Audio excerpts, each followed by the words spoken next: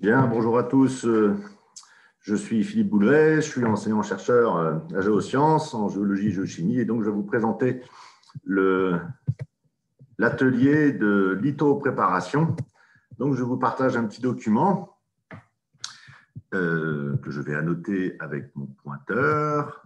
Voilà, donc Philippe, ici, moi je suis responsable scientifique de l'atelier, et qui a deux composantes, une composante lithos avec Xavier Lecaux aux manettes, et puis une composante LSM pour lithopréparation et séparation des minéraux avec Yann Le Pagnot. Donc il y a donc deux casquettes, le traitement d'échantillons de roches dures et meubles et la séparation des minéraux. Donc la composante lithos consiste principalement et classiquement dans la préparation de la mince et de la épaisse. Et donc, on voit ici Xavier aux manettes, donc, avec un certain nombre d'appareillages dans son atelier, et donc, fondamentalement, la finalité et principale activité, la fabrication de lames minces d'observation des roches, donc au microscope. Activité fondamentale en géologie. Alors, bien sûr, il n'y a pas que des lames minces. Xavier aussi prépare des lames épaisses pour l'étude des inclusions fluides. Ce n'est pas qu'on fasse l'étude des inclusions fluides à Rennes, mais on travaille avec des collègues, notamment à Nancy. Et donc, vous avez ici, par exemple, des belles inclusions fluides avec une petite bulle de gaz insolite dans un cristal de calcite. Ça vient du gisement de talc de Trimouns en Ariège. Ici, vous avez une jolie photo en lumière réfléchie d'une minéralisation métallique avec, je me trompe, quelques beaux grains de calcopyrite qui traînent, donc sulfure de cuivre et de fer. Et puis, bien sûr, il y a des préparations ici de bébêtes. Là, alors, bivalves ou brachiopodes, je ne sais point trop, pour faire l'analyse donc de la géochimique de la croissance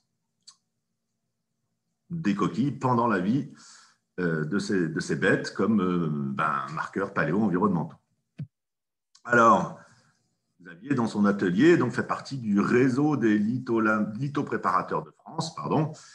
Et à ce titre, il y a 3-4 ans, ils ont obtenu, au regard de leur efficience à se partager les savoirs et les savoir-faire, obtenu là une médaille du CNRS, ce qui a rendu tout le monde très content et en fait, à juste titre, a permis de rendre hommage à ce travail et à ce réseau à l'échelle nationale qui maintient dans la sphère publique un savoir-faire historique fondamental en sciences de la Terre. Bon, à côté donc des lames minces, il y a la lithopréparation. Donc là, l'idée, c'est à partir de cailloux durs, parfois meubles aussi, il n'y a pas de problème. On a toute la chaîne, et donc ça, c'est Yann qui s'en occupe. Le laboratoire de broyage historique est installé au sous-sol du bâtiment d'enseignement sur le campus de Beaulieu, où vous êtes virtuellement. Et donc, il y a tout l'appareillage nécessaire pour passer d'une roche à des poudres de roche ou à des graviers.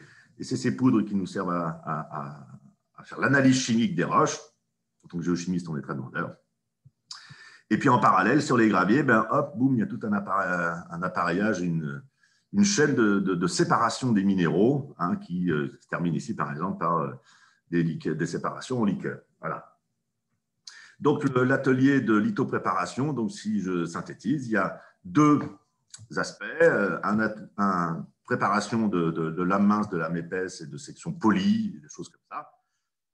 Et un atelier de broyage, puis de séparation des minéraux. Et ces deux aspects, ensemble, en fait, je dois souligner que c'est un savoir-faire historique à Géosciences Rennes. Moi, quand j'étais jeune, ces ateliers existaient déjà avec des gens qui maintenant sont en retraite. Bon, okay. Je suis plus tout jeune. C'est un savoir-faire qui est en appui à de nombreux travaux de recherche.